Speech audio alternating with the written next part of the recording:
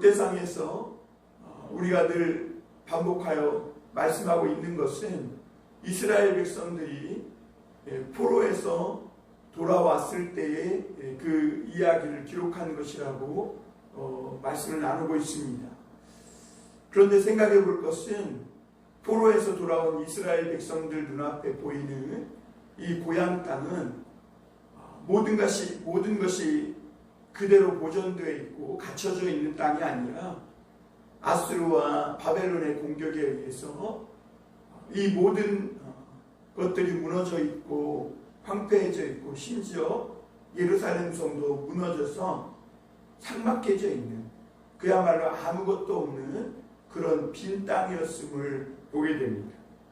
그들은 꿈과 소망을 가지고 고향 땅으로 포로에서 돌아왔지만 그들은 바닥부터 다시 일어나고 일으켜 세워야 했던 겁니다. 여러분, 사람이 한번 주저앉으면 거기에서 일어난다는 것은 보통 어려운 일이 아닙니다. 무언가 이 주저앉았던 나의 이 마음을 끌어안쳐 놓는 그 힘보다 더 강력한 힘이 필요합니다. 오늘 포로에서 돌아온 이스라엘 백성들에게도 새로운 이 모든 것이 무너지고 황폐해져 있는 이 고향 땅에서 비록 그들이 돌아오긴 했지만 바닥부터 다시 시작하기 위해서는 뭔가 그들을 붙들어줄 만한 목적, 어떤 목표 의식이 필요했는데 그것이 바로 다윗 왕국의 회복이었습니다. 그래서 그들은 그 옛날 다윗 때에 있었던 태평하고 부흥하고 또 그들의 넓은 영토를 회상하며 다시 해보자 하는 힘과 용기를 얻게 되었고, 그리고 그러기 위해서 그들은 이 아담부터 시작하여 다윗 왕국의 이 계보를 기록하고 있으면서 다시 포로에서 돌아온 이 이스라엘 백성들이 비록 지금 당장은 누추해 보이고 아무것도 없는 맨바닥에서 다시 시작해야 하는 초라한 신세처럼 보이지만 그들은 왕같은 제사장이요 하나님의 택하신 족속이요 거룩한 나라요 하나님의 백성이라는 이 정체성을 다시 각인시켜 주는 것을 보게 됩니다. 다윗처럼 그래서 그들은 하나님의 마음에 합한 자, 그러니까 하나님을 예배하는 자, 하나님께 제사함을 받고 하나님의 영광과 축복을 살며 누렸던 그 다윗 시대의 영광을 다시 회복하고 살아가자고 하는 이런 꿈을 꾸고 돌아와서 힘을 내었던 것을 볼 수 있습니다. 그러다 보니까 여러분, 우리가 생각해 볼 것이 이 역대상의 이 족보의 중심이 남유다의 이 족보에 초점이 맞춰져 있더라는 것입니다. 그리고 북이스라엘의 왕들의 족보는요 아예 나타나지도 않습니다. 그리고 역대기 기자에게 돌아온 포로들에게 이 북이스라엘의 왕들의 족보는, 사람들의 족보는 관심조차 없습니다. 그런데 여러분, 오늘 그런 역대기에서도 7장에서는 지난번에는 요단 동편에 있는 이 지파들에 대해서 이야기를 했다면 오늘은 요단 서편에 있는 그런 이스라엘의 북쪽 지파, 다시 말하면 관심도 없을 법하고 또 무관심해도 아무런 관계도 없었던, 그냥 넘겨버릴 수도 있었던, 죄만 짓다가 남유다보다 더 빨리 망해버린 이 북이스라엘의 지파에 대한 이야기를 기록하고 있습니다. 이스라엘, 베냐민, 납달리, 므낫세, 에브라임 같은 이런 지파들은 북이스라엘의 아주 중심이 되는 그런 지파들이죠. 기록할 이유도 없고 또 의미도 없어 보이는 이 북이스라엘 이 지파들의 족보를 이 역대기 기자는 그럼에도 불구하고 7장 한 장을 또 할애해서 이 북이스라엘의 족보를 기록해 주고 있는 것을 보게 됩니다. 그러면 이 역대기는 북이스라엘의 지파들의 족보를 기록하면서 어떤 부분을 강조하여 기록하고 있느냐 하는 것입니다. 여러분, 우리 이 남유다의 족보는 다윗의 영광을 회복하자고 해서 아담부터 다윗에 이르기까지 그 다윗 왕국에 초점을 맞춰서 기록하고 있음을 보았습니다. 그래서 야곱의 후손들의 이야기를 하면서도 유다나 어떤 르우벤이나 요셉이 아닌 유다 지파에 초점이 맞춰져서 이 다시 오실 예수 그리스도 메시아의 이 메시아를 생각하면서 다윗 왕국에 초점을 맞춰 기록하고 있음을 보게 됩니다. 그러면 북이스라엘은 어디에 초점을 맞춰 기록하고 있는가? 오늘 성경에서 읽으면서 여러 번 강조되고 있는 말씀을 여러분이 캐치했을 수도 있는데요. 일단 7장 2절의 말씀을 한번 보겠습니다. 돌라의 아들들은 우시와 르바야와 이리엘과 야메와 입산과 스무엘이니 다 그의 아버지 돌라의 집 우두머리라. 대대로 용사이더니 다윗 때에 이르러는 그 수요가 22,600명이라.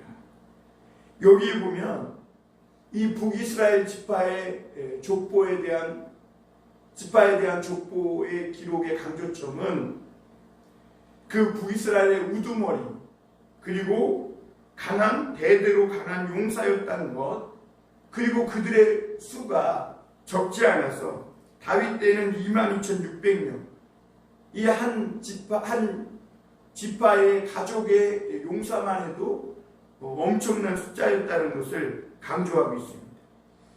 그리고 7절에서도 똑같이 강조합니다. 7절도 보면 벨라의 아들들은 하면서 다 그 집의 우두머리요 큰 용사라. 그 계보대로 계수하면 22,034명이다.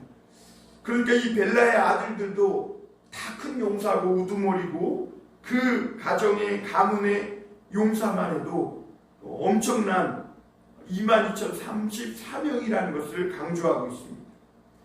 그리고 11절에도 보면 이 여디야엘의 아들들은 모두 그 집에 우두머리요 큰 용사라. 그들의 자손 중에 능히 출전할 만한 자가 17,200명이며, 그러니까 이 여디야엘의 자손들도 우두머리고 큰 용사라. 이 전쟁에 출전해서 싸울 만한 사람이 17,200명이나 되었다고 말합니다. 그리고 오늘 마지막으로 이 40절에 보면 이 7장의 결론이 뭐냐? 이는 다 아셀의 자손으로 우두머리요 정선된 용감한 장사요 방백의 우두머리라. 출전할 만한 자를 그들의 계보대로 계수하면 26,000명이었더라. 결국에는 그들도 우두머리요 또 정선된 아주 용감한 자, 그러니까 아주 고르고 고른 a few good men, 그러니까 용감한 몇 사람, 그 사람들이 바로 전쟁에서 싸울 수 있는 용감한 자들이 26,000명이었다. 이렇게 말합니다. 그러니까 오늘 이 북이스라엘의 지파에 대한 족보를 기록하면서 역대기 기자가 우리에게 주고 싶은 메시지가 무엇입니까? 그러니까 북이스라엘에는 이렇게 우두머리가 많고 강한 용사들이 많았다는 겁니다. 그러니까 전쟁이 일어났을 때 전쟁에 나가 싸울 만한 정선된 용사들이 한 집안의 가문에서만도 27,600명, 그러니까 엄청난 숫자죠. 특히 베냐민 지파 같은 경우는 이 물맷돌에 아주 능한 자들이 많았다고 성경은 기록하고 있습니다. 그런데 중요한 것은 그럼에도 불구하고 이 북이스라엘이 남유다보다 먼저 망하고 그 북이스라엘의 이 역사는 잃어버린 역사가 되었다. 왜 이렇게 강한 용사들이 많고 우두머리가 많고 정말 강할 것 같은데 그들의 역사가 왜 잃어버린 역사가 되기까지 망했느냐 하는 것입니다. 사도 바울은 우리 예수 그리스도를 믿는 자들에게 약할 때 하나님께서 강함이 되신다 말씀하고 있습니다. 여러분, 역대기는 이스라엘이 힘이 없고 또 군사력이 약해서 망했다고 말하고 있지 않은 겁니다. 다시 말하면 이 북이스라엘이 성공하지 못하고 권력에 힘이 없고 전쟁에 나가 싸울 만한 사람이 없고 용사가 없고 성읍이 없고 전쟁에 대한 준비가 안 돼서 망한 것이 아니라는 것을, 그들의 역사를 그 족보를 기록하면서 낱낱이 그의 민낯을 보여주고 있는 것이죠. 북이스라엘이 먼저 멸망한 이유는 남유다의 이 두 지파가 북이스라엘보다 훨씬 더 약하지만 더 오래 남았던 이유가 무엇인지를 오늘 우리에게 깨닫게 해주고 있는 겁니다.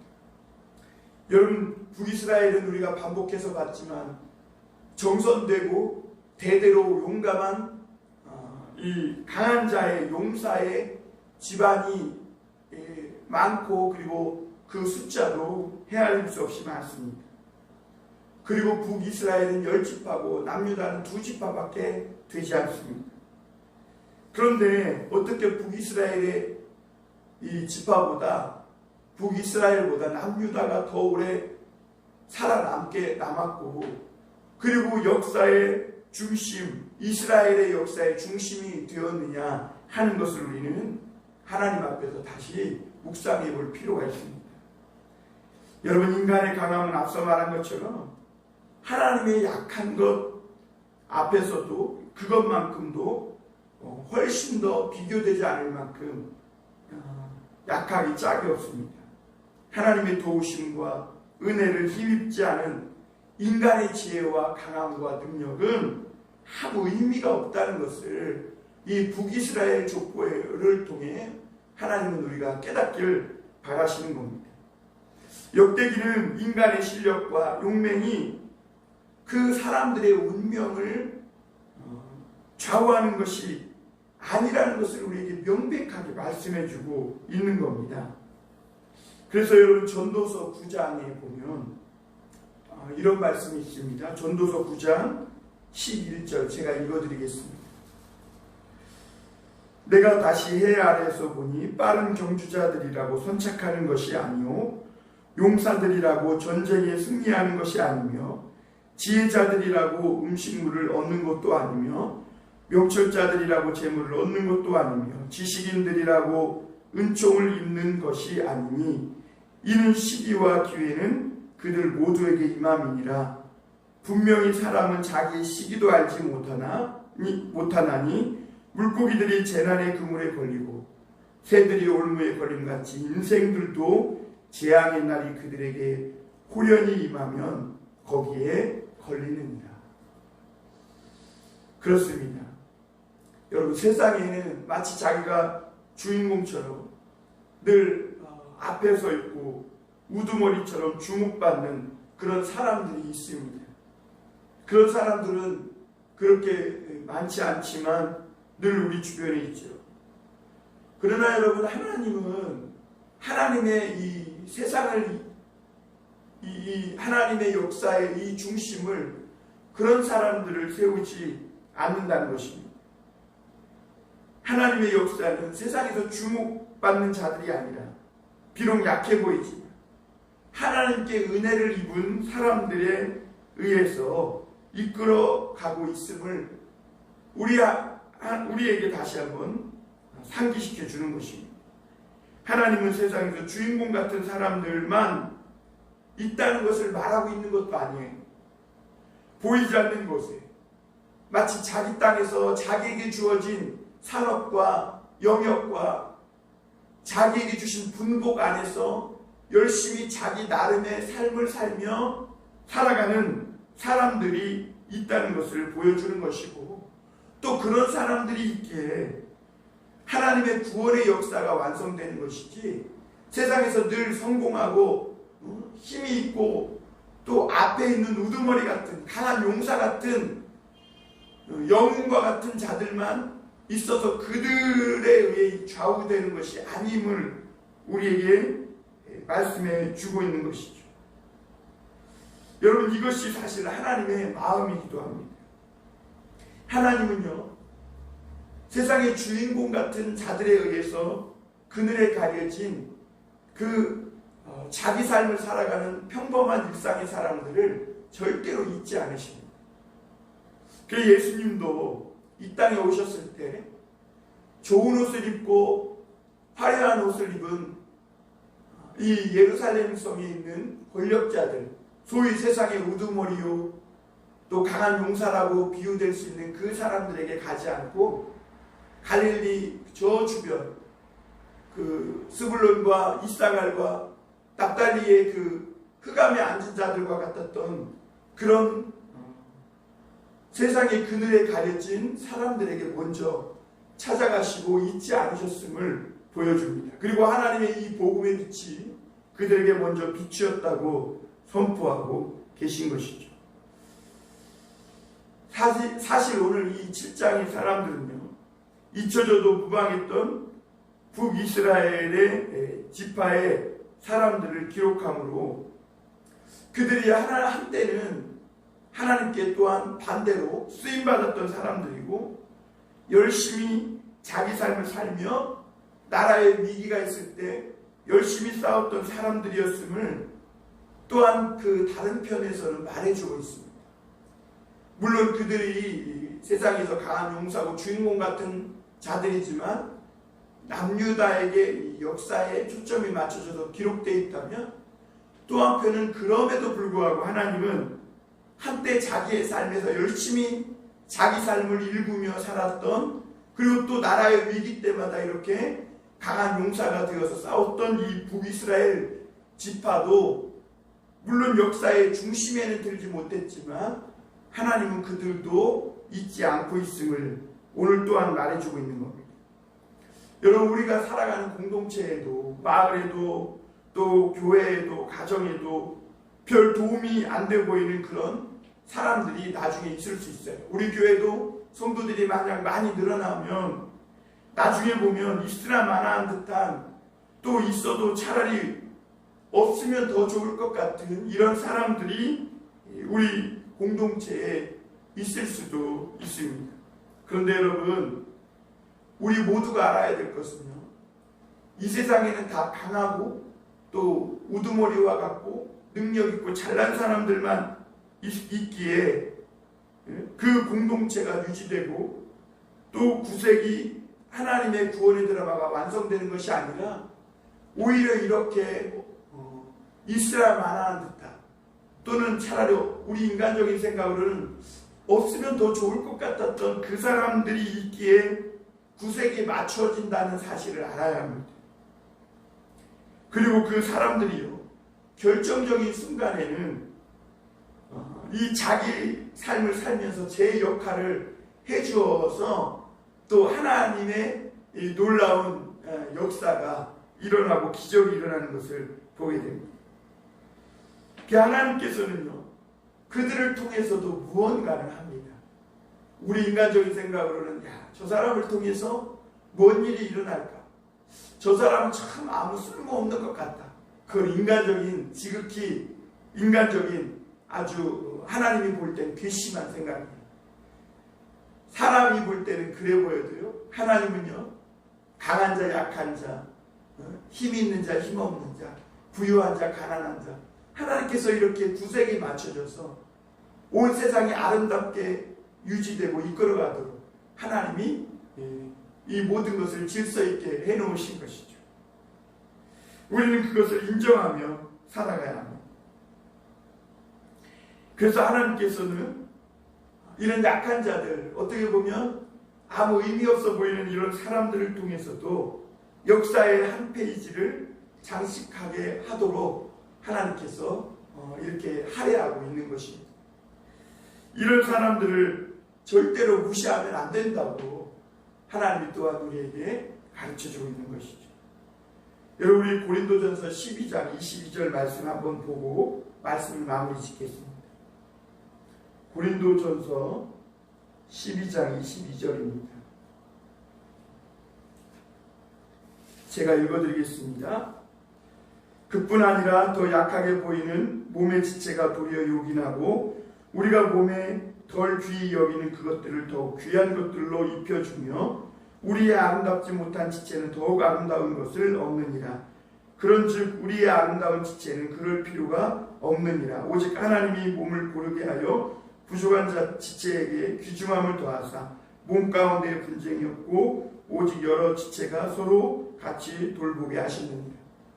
세상에서는 강한 자, 영웅 같은 자, 용사 같은 자만 살아남아야 한다고 이렇게 말하지만 하나님의 공동체에서는요, 더 약하게 보이는 몸의 지체가 도리어 더 요긴하다는 거예요.